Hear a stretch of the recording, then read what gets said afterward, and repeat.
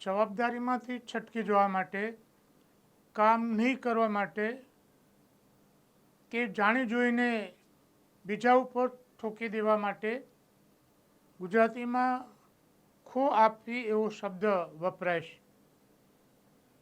મિત્રો, પોલીસ ભરતી બોર્ડમાં પણ 6 મહિના પહેલાંના જે ભરતી બોર્ડના ચેરમેન હતા તે અને હાલના ભરતી બોર્ડના જે ચેરમેન છે તે વિદ્યાર્થીઓને જાણે કે ખો રમાડી રહ્યા હોય તેવી વાત આપણને જોવા મળે છે.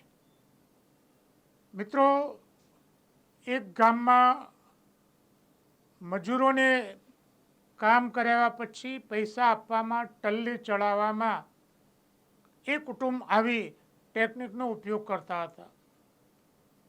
વ્યક્તિ પૈસા માગવા જાય એટલે કહે કે ભાઈ રામભાઈને આપવા દો, અને રામભાઈ હાજર હોય એટલે પછી કહેવામાં આવે કે કાભાઈને આવવા દો, અને બંને હાજર હોય એટલે પછી કહેવામાં આવે કે ગોવિંદભાઈને આવવા દો, અને પછી ત્રણેય હાજર હોય એટલે એવું કહે કે અમે તો શનિવારે પૈસા આપતા નથી, એવું કરો કે સોમવારે આવજો, અને પાછા સોમવારે આ ક્રમ ચાલુ થાય. વિદ્યાર્થીઓ પોતાની વાત રજૂ કરવા માટે એ હસમુખ પટેલનો સંપર્ક કર્યો કે તમે આવું બોલ્યા હતા, તમે કંઈક એનો જવાબ આપો. વિદ્યાર્થીઓ આગળ તો ખૂબ શાણી વાતો કરે છે કે ભાઈ અભ્યાસક્રમમાં વ્યાકરણ નથી એવું મેં કહ્યું હતું, પણ નવા ચેરમેન બદલાઈ ગયા છે એટલે હું કશું ના કરું. અને જ્યારે આ પ્રવર્તમાન ચેરમેનને વાત કરવામાં આવે છે ત્યારે, અને એમની તો ખાસિયત એ છે કે આપણા મુખ્યમંત્રી મળી શકે છે પણ આ ચેરમેન તો કોઈને મળતા જ નથી, કોઈની સાથે વાત પણ કરતા નથી, અને એવી વાત ફેલાવે છે કે તો એમનું જે અંગત પ્લેટફોર્મ ઉપરથી વાત કરી છે, ભરતી બોર્ડના પ્લેટફોર્મ ઉપરથી વાત કરી નથી. નમસ્કાર મિત્રો, અક્ષર અકાદમીના ઓનલાઈન પ્લેટફોર્મ પર હું પ્રોફેસર ડૉક્ટર વી.સી. રાઠોડ આપનું સ્વાગત કરું છું. મિત્રો, આજે આપણે જે હસમુખ પટેલ સાહેબના નિવેદનથી વિદ્યાર્થીઓને જે તકલીફ થઈ એમના નિવેદનની વાત કરીશું, અને સાથે સાથે હાલના જે ચેરમેન છે એ ચેરમેન વિદ્યાર્થીઓની કોઈ વાત સાંભળતા નથી એના વિશેની આપણે વાત કરીશું. જોઈએ વિગત. સૌથી પહેલાં તો મિત્રો, આપણે હસમુખ પટેલ સાહેબે જે વિડીયો તારીખ 4 મે 2024ના રોજ એમણે જે બનાવ્યો હતો એ વિડીયોમાં પોતે શું કહે છે એની સ્ક્રિપ્ટ, આપણે જે મુદ્દો છે એને લગતી જે સ્ક્રિપ્ટ છે એ સ્ક્રિપ્ટ આપણે જોઈએ અને એનું એનાલિસિસ કરીએ. કોમ્પ્રિહેન્શન ગુજરાતી લેંગ્વેજ એટલે કોમ્પ્રિહેન્શન એટલે કે સમજવું, બરાબર છે. એટલે ગુજરાતી વ્યાકરણનો અભ્યાસક્રમમાં સમાવેશ નથી પણ કોમ્પ્રિહેન્શનનો છે. એટલે ફકરા પરથી પ્રશ્નોના જવાબ આપવાના છે. એટલે એક ફકરો આપેલો હોય અને એના આધારે એ ફકરાને તમારે સમજવો પડે, અને તેના આધારે તમને જે પ્રશ્ન પૂછ્યા હોય એટલે કે એમાં તમારા 4 વિકલ્પો જે આપેલા હોય એ વિકલ્પમાંથી તમારે યોગ્ય વિકલ્પ પસંદ કરવાનો છે. એટલે ફરીવાર કહું છું કે ગુજરાતી વ્યાકરણ નથી. ઘણીવાર વિદ્યાર્થીઓ પૂછતા હોય છે કે અમારે વ્યાકરણ માટે શું વાંચવું, તો લોકરક્ષકની પરીક્ષાની અંદર ગુજરાતી વ્યાકરણ નથી. મિત્રો, આ એમના વિડીયોનો જે કથન છે એ આપણે જોઈએ તો એમાં એટલે કે ગુજરાતી વ્યાકરણનો અભ્યાસક્રમમાં સમાવેશ નથી, નંબર 1. એના પછી અહીંયા બીજી વાત કહે છે, એટલે ફરીવાર કહું છું કે ગુજરાતી વ્યાકરણ નથી, નંબર 2. અને ત્રીજી વાર એ કહે છે કે ગુજરાતી વ્યાકરણ નથી. એટલે આ એક જ વિડીયોમાં એ પોતે 3 વખત એવું કહે છે કે ગુજરાતી વ્યાકરણ નથી.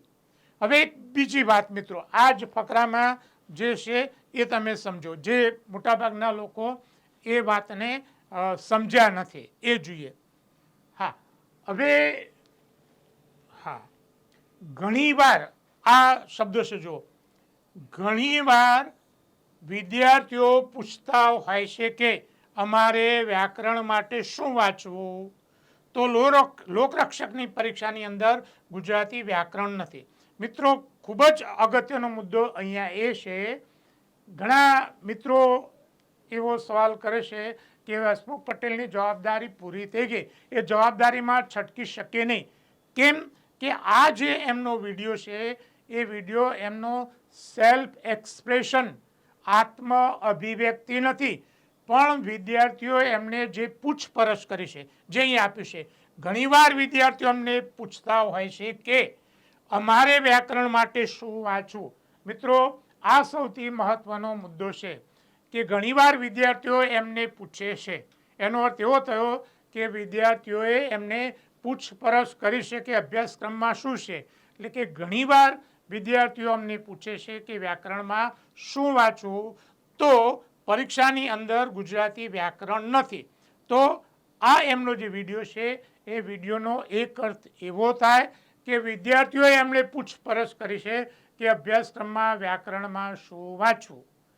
તો એઝ અ ચેરમેન, આ પરીક્ષા ભરતી બોર્ડના ચેરમેન તરીકે વિદ્યાર્થી જે સવાલ કરે છે એ સવાલનો સાચો જવાબ આપવા માટે એ પોતે બંધાયેલા છે. અને જો સાચો જવાબ ન આપે તો એનો અર્થ એ થયો કે વિદ્યાર્થીઓને એ ગેરમાર્ગે દોરી રહ્યા છે. પછી ભલે એ પ્લેટફોર્મ એમનું ખાનગી પ્લેટફોર્મ હોય કે પછી ભરતી બોર્ડનું પ્લેટફોર્મ હોય, ઇટ બીકમ્સ અનઇમ્પોર્ટન્ટ, એ ગૌણ બની જાય છે. એની સાથે કોઈ લેવા દેવા નથી કયા પ્લેટફોર્મ પરથી એમણે વાત કરી છે. અગત્યની વાત એ છે કે વિદ્યાર્થીઓ એમને પૂછે છે કે વ્યાકરણ અમારે શું તૈયાર કરવું, ત્યારે એ પોતે ભરતી બોર્ડના અધ્યક્ષ હતા. તો એ વખતે વિદ્યાર્થીઓને સાચો જવાબ આપવા માટે એ બંધાયેલા છે. અને એમણે આ જે જવાબ આપ્યો છે એમની સમજ પ્રમાણે અને અભ્યાસક્રમમાં જે એમની જ સિગ્નેચરથી જે બહાર પડેલ છે એમાં સ્પષ્ટ લખ્યું છે કે કોમ્પ્રિહેન્શન છે, એટલે વ્યાકરણ નથી. એટલે હસમુખ પટેલ સાહેબે જે અહીંયા ખુલાસો કર્યો છે એ ખુલાસો સાચો છે અને વિદ્યાર્થીઓ માનવા તૈયાર છે. અને બીજી વસ્તુ કે આ ખુલાસો એમણે જાતે નથી તૈયાર કર્યો, પણ વિદ્યાર્થીઓ પૂછે છે એની ઇન્ક્વાયરી માટે છે. એટલે આ બાબત છે એ સૌથી મહત્વની બાબત છે. અને આ મુદ્દો જોતા હસમુખ પટેલ એમની આ જવાબદારીમાંથી છટકી શકે નહીં, ભલે એમણે ખાનગી પ્લેટફોર્મ ઉપરથી વાત કરી હોય કે ન કરી હોય. જોઈએ એમના બીજો વિડીયો. જે બીજો વિડીયો છે એ 1 મહિના પછીનો છે, 5 જૂન 2024. તો એમનો આ જે વિડીયો છે એ વિડીયોમાં પણ એ જ વાત છે, કોમ્પ્રિહેન્શન ગુજરાતી લેંગ્વેજ. તો તમારામાંથી ઘણા લોકો પૂછતા હતા. તો આ બીજા વિડીયોમાં એ પોતે વિદ્યાર્થીઓનું હિત જાળવવા માટે ફરીવાર એ સ્પષ્ટીકરણ કરે છે. તમારામાંથી ઘણા વિદ્યાર્થીઓ પૂછતા હતા કે ગુજરાતી વ્યાકરણ પૂછાવાનું છે કે માત્ર ફકરા પરથી પ્રશ્ન પૂછાવાના છે. આ ઇન્ક્વાયરી, આ પૂછપરછ કોન્સ્ટેબલના વિદ્યાર્થીઓ માન્ય જે અધ્યક્ષ છે એમને કરતા હતા. તો એક અગાઉ વિડીયો કર્યો અને બીજા વિડીયોમાં તો ફકરા પરથી પ્રશ્ન પૂછાવાના છે, વ્યાકરણનો કોઈ અભ્યાસક્રમની અંદર સમાવેશ નથી. તો આ એમને ચોથી વખત કહ્યું. એટલે એમના 2 વિડીયોમાં એ ચોથી વખત કહે છે કે વ્યાકરણનો કોઈ મુદ્દો અભ્યાસક્રમમાં નથી. હવે મિત્રો, એક બીજી બાબત છે એ તરફ ધ્યાન દોરો કે આ પરીક્ષા પછી ઘણા બધા વિદ્યાર્થીઓએ હસમુખ પટેલનો સંપર્ક કર્યો. હસમુખ પટેલને પણ સમજાઈ ગયું છે કે એમણે જે કહ્યું એ પ્રમાણે પરીક્ષામાં પેપર નીકળ્યું નથી અને વ્યાકરણના પ્રશ્નો પૂછાયા નથી. એટલે ઘણા બધા વિદ્યાર્થીઓની સમક્ષ એમણે આ વાત કબૂલ કરી છે કે તમારા અભ્યાસક્રમમાં વ્યાકરણ નથી, પણ હું હવે અધ્યક્ષ નથી એટલે કશું ના કરી શકું. આવો એમને લૂલો બચાવ કર્યો છે. એકચ્યુઅલી તો એમણે ભરતી બોર્ડના જે ચેરમેન છે એ ચેરમેનને આ વાત કરવી જોઈએ કે અગાઉ સ્પષ્ટતા કરી ચૂક્યા છે કે વ્યાકરણ નથી. તો આ વાત એમણે આ ભરતી બોર્ડના ચેરમેન જે હાલમાં જે મેડમ છે એમને વાત કરવી જોઈએ. પણ મિત્રો આ તો બંને પોલીસ અધિકારીઓ છે એટલે હું માનું ત્યાં સુધી બંને એકબીજાને ખો આપે છે. વિદ્યાર્થીઓ સમક્ષ સારા દેખાવા માટે પોતે આવી રજૂઆત કરે છે તો વિદ્યાર્થીની હાજરીમાં જ તમે ફોન જોડો ને ચેરમેનને કે હા આવું મેં આ વિડીયોમાં કહ્યું હતું અને વિદ્યાર્થીઓ એટલા માટે એ તૈયાર ના કર્યા એટલે એવી એ તૈયારી કોઈ બતાવતા નથી. અને મિત્રો એકવાર તમે જે બોલ્યા છો એમાંથી તમે ચેરમેન પદે નીકળી જાઓ તો કંઈ તમારી જવાબદારી એમાંથી તમે મુક્ત થઈ જાવશો તેવું નથી. રાઈટ, આ વસ્તુ છે ધ્યાનમાં રાખો. હવે વાત આપણે હાલના જે ચેરમેન છે એ તો કોઈની વાત સાંભળતા જ નથી. અને મિત્રો ખો આપવાની વાત એ હું તમને વાત કરું કે તમે ત્યાં ભરતી બોર્ડમાં જાઓ તો ત્યાંથી એવો જવાબ મળશે કે અધ્યક્ષ તો પોલીસ ભવનમાં બેઠા છે એટલે તમે પોલીસ ભવનમાં આવો. અને પોલીસ ભવનમાં જાઓ એટલે તમને એમ કહેશે કે અહીંયા અધ્યક્ષ નથી, તમારે જે રજૂઆત કરવી હોય એ તમે ત્યાં ભરતી બોર્ડની ઓફિસ છે એમાં જઈને રજૂઆત કરો. મિત્રો મને ખુદને આવા બે અનુભવ થયા છે. હું જ્યારે રજૂઆત કરવા ગયો ત્યારે મને ખુદને આવા બે અનુભવ થયા છે. અને એક બાબત જે મેં અગાઉ પણ કહી છે કે મેં આ વખતે પોલીસ કોન્સ્ટેબલની કોઈ બેચ કરી નહોતી. આ તો વિદ્યાર્થીઓને જે અન્યાય થયો છે એનો હું અવાજ ઉઠાવું છું. એટલે કેટલાક મિત્રો એવી વાત કરે છે કે તમારા વિદ્યાર્થીઓ પાસ થયા નથી. તો મારે તમને કહેવાનું છે કે મેં પોલીસની કોઈ બેચ કરી નથી. અને બીજું, પોલીસ ભરતીના જે અન્યાયી આરા છે એ અંગેની વાત મેં એ વખતના ચેરમેન હસમુખ પટેલને મે મહિનામાં મે 2024માં અને મુખ્યમંત્રીને પણ રજૂઆત કરી હતી. એટલે કે પોલીસ ભરતી બોર્ડના અન્યાયી આરા છે એ વાત તો હું પરીક્ષા પહેલાંથી જ કરતો આવ્યો છું. અને ઘણી બધી જગ્યાએ મેં ન્યૂઝપેપરમાં પણ એ વખતે આપ્યું હતું પણ કોઈએ આપણી વાતને એ લક્ષમાં લીધું નહીં. એટલે હાલના જે ચેરમેન છે એ પણ ખો આપવાની જ વાત કરે છે. મુખ્યમંત્રી મળી શકતા હોય તો એ કેમ ન મળી શકે? XYZ ગમે તેને તમે મળી શકો. હું ગુજરાત સરકારના જે પુસ્તકો છે, જે માહિતી બ્યુરો છે એના આંકડાકીય વિગતો એ સ્વીકૃત ગણાય એ 2 વર્ષના પુસ્તકો લઈને ગયો હતો પણ એ પોતે મને મળ્યા નહીં. હજુ એવા ઘણા બધા પ્રશ્નો છે. એ પ્રશ્નો વિશે વિદ્યાર્થીઓની શંકા છે. કેટલીક શંકા એમની સાચી છે પણ એક પોલીસ અધિકારી તરીકેનું એમનું જે કડક કે જડ વલણ છે એના કારણે એ પોતે મળતા નથી. અને હાલના જે અધ્યક્ષ છે એમને પણ મારે કહેવાનું છે કે તમે પણ વિદ્યાર્થીઓની જે સાચી વાત છે એને સ્વીકારો. કારણ કે તમારા ગફલત ભર્યા 2 નિયમો, જેને હું બેવકૂફી ભર્યા 2 નિયમો કહીશું, એ સોશિયલ મીડિયામાં આવ્યા છે.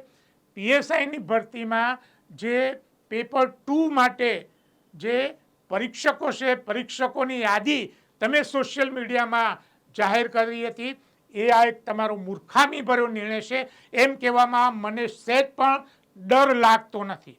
અને બીજી વાત કે તમે PSIનું જે રિઝલ્ટ છે એ અધૂરું રિઝલ્ટ તમે ડિક્લેર કરી દીધું. પેપર 1ના માર્ક્સ તમે જાહેર કરી દીધા અને પેપર 2ના માર્ક્સ તો એ જાહેર કરવાના બાકી છે, જોવાના બાકી છે. પરિણામ શું આવશે? ગોટાળાને પ્રોત્સાહન મળે એવું વાતાવરણ તમે જાણી જોઈને ઊભું કર્યું.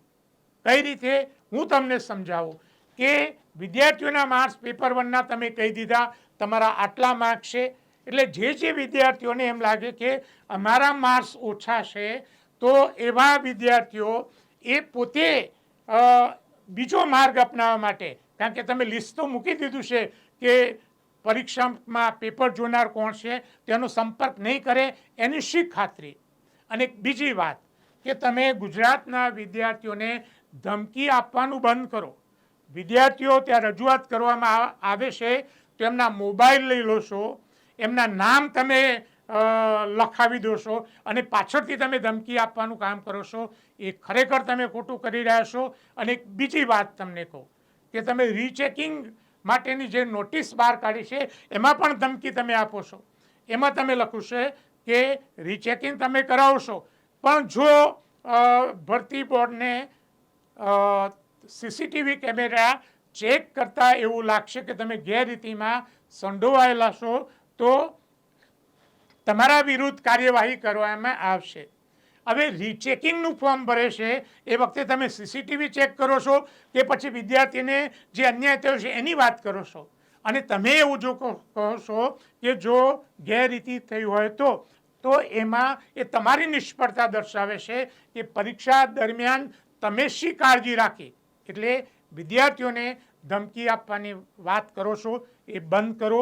જે લોકો રજૂઆત કરવા આવે છે તો એમની વાત તમે સ્વીકારો. તથ્ય હોય, આપણે એવું નથી કહેતા કે એમની વાત તમે માનીને બધી જ સ્વીકારી લો, પણ જો એમાં તથ્ય હોય તો એ વાત છે તમે સ્વીકારી લેવું જોઈએ. કારણ કે વારે ઘડીએ વિદ્યાર્થીઓ અદાલતમાં જાય તો એમને આર્થિક રીતે એ પરવડે નહીં અને બીજી ઘણી બધી મુશ્કેલીઓ પડે છે. એટલે મિત્રો, આજનો વિડીયો આપણે આટલા માટે, કારણ કે ઘણા બધા વિદ્યાર્થીઓ એવું કહેતા હતા કે હસમુખ પટેલ જો ફરી જાય તો શું થાય, પણ એમના વિડીયોમાં ફરી જાય તો પણ એ એમની જવાબદારીમાંથી છટકી શકે એમ નથી. એ વાત કહેવા માટે મેં આજે આ વિડીયો બનાવ્યો છે.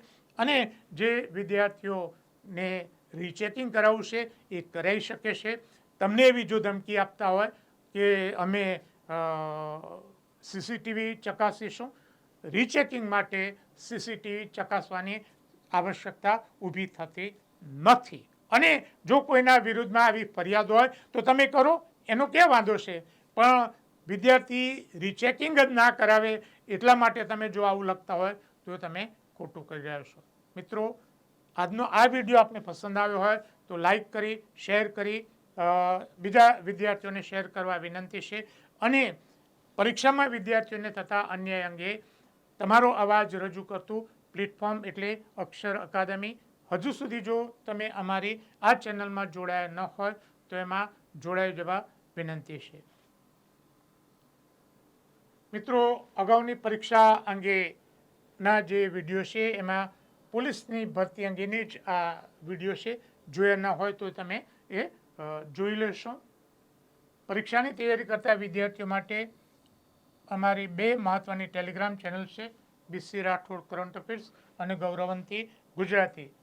હજુ સુધી જો તમે અમારી આ બંને ટેલિગ્રામ ચેનલમાં જોડાયા ન હોય તો એમાં જોડાઈ જશો. વધુમાં અમે અમારું મેટર ઇન્સ્ટાગ્રામ અને ટ્વિટર ઉપર શેર કરીએ છીએ, તો અમારા બંને પ્લેટફોર્મને ફોલો કરવા વિનંતી છે. વધુમાં આજનો આ વિડીયો આપને પસંદ આવ્યો હોય તો લાઈક કરીને શેર કરવાનું ભૂલતા નહીં. અને હજુ સુધી જો તમે અમારી આ ચેનલને સબસ્ક્રાઈબ કરી નથી તો એને સબસ્ક્રાઈબ કરી દેશો. અને હા, બેલ આઇકોનને ચાલુ કરવાનું ભૂલતા નહીં.